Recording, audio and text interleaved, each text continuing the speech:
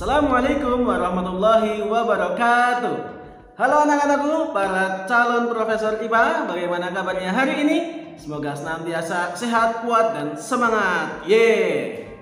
Oke, ketemu lagi dengan Ustadz Raga Wisnu ya. Walaupun miripnya 1122 ya, alhamdulillah jenggotnya agak sama nih. Pada video ini kita akan belajar IPA kembali, meneruskan pelajaran yang sebelumnya. Di video ini kita akan membahas tentang yang pertama adalah istilah-istilah dalam metamorfosis. Yang kedua adalah tahapan daur hidup hewan yang merugikan dan menguntungkan bagi manusia. Oke, Ustadz ingatkan video ini adalah video terakhir di tema 6. Artinya minggu depan kita sudah mulai ke dalam pekan evaluasi. Semangat terus.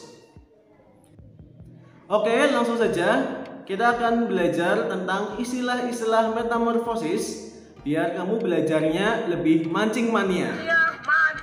Mantap maksudnya. Yuk, yang pertama ada metamorfosis. Ustadz sudah pernah jelaskan. Metamorfosis dari kata meta dan morfo. Meta adalah perubahan atau berubah, morfo adalah bentuk. Artinya metamorfosis adalah perubahan bentuk. Hewan yang mengalami metamorfosis dalam daur hidupnya berarti mengalami perubahan bentuk. Yang kedua adalah istilah fase. Fase sama dengan tahap ya. Jadi Ustadz jika mengatakan fase telur, fase larva itu sama dengan tahap telur dan tahap larva. Kedengeran nggak? Ada iklan bubur ayam lewat, gak apa-apa ya. Yang ketiga yaitu nimfa.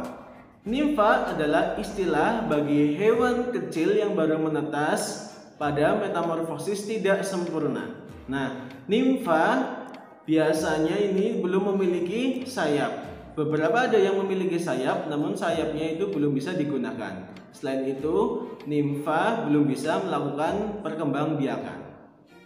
Yang keempat ada pupa. Nah, ini mudah sekali. Pupa adalah istilah untuk kepompong. Lanjut. Yang terakhir adalah istilah imago. Imago adalah istilah fase dewasa daur hidup hewan pada metamorfosis serangga. Ya, ingat pada serangga. Jadi misalnya fase dewasanya nyamuk, lebah, belalang, jangkrik dan lain-lain pada daur hidup serangga itu juga disebut dengan imago dewasa ya. Namun berbeda pada katak. Karena katak bukan serangga, artinya fase dewasanya katak tidak disebut dengan imago. Fahim tuh? Oke, lanjut. Sekarang kita akan membahas tentang tahapan daur hidup hewan yang menguntungkan dan merugikan bagi manusia. Oke, yang pertama ada kupu-kupu.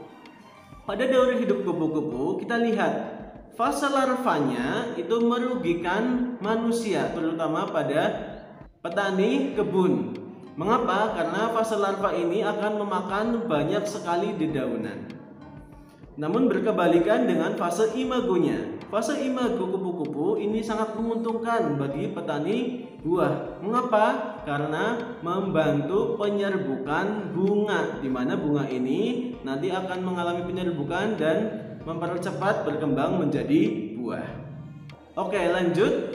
Ada daur hidup nyamuk.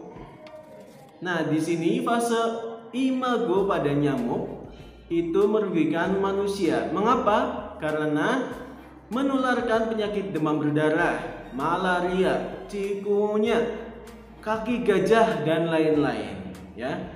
Nah, perlu Ustadz ingatkan, nyamuk yang menggigit manusia adalah nyamuk betina, karena nyamuk betina memerlukan protein dari darah manusia untuk perkembangan telur-telurnya. Ngomong-ngomong, nyamuk menggigit atau menusuk ya? Oke, lanjut. Yang ketiga ada daur hidup lalat. Nah, di sebelah kanannya Ustadz sudah ada nih ya gambarnya. Lalat pada fase larva itu merugikan petani buah. Mengapa? Karena larva lalat juga disebut dengan belatung, ini akan memakan buah-buah yang bagus di pohon ya. Jadi nanti buah-buah yang bagus tersebut akan rusak dimakan oleh larva. Pada fase imagonya lalat ini juga merugikan manusia karena menyebarkan kotoran ya. Selanjutnya ada daur hidup lebah. Daur hidup lebah pada fase imago memiliki dua keuntungan bagi manusia. Yang pertama, membantu penyerbukan. Yang kedua, lebah mengambil nektar di dalam bunga untuk dijadikan madu, di mana madu ini bisa dimanfaatkan oleh manusia. Kemudian, belalang. Fase nimfa dan imago belalang ini merugikan petani karena memakan daun. Belalang juga disebut sebagai hama tanaman. Lanjut, di sini ada daur hidup semut. Nah, pada fase imagonya semut menguntungkan manusia, terutama petani buah. Mengapa? Karena semut berperan sebagai predator alami terhadap hama tanaman. Atau semut ini akan memakan hama-hama tanaman seperti kutu daun, belalang, kemudian ulat. Selanjutnya ada kecoa. Fase nimfa dan imago kecoa ini merugikan manusia karena menyebarkan kotoran dan kuman.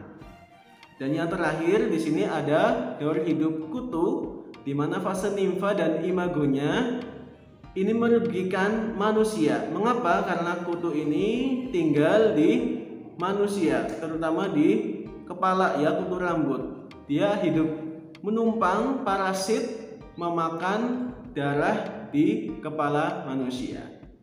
Selanjutnya ada ulat sutra. Pada daur hidup ulat sutra, fase imagonya berupa ngengat yang berwarna putih. Manusia memanfaatkan ulat sutra pada serat-serat yang terdapat pada pupa ulat sutra.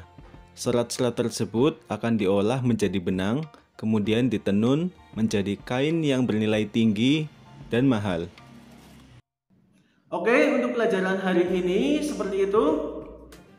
Jika ada yang kurang paham, jangan sungkan untuk jabri Ustadz Rega atau Ustadzah Yuli.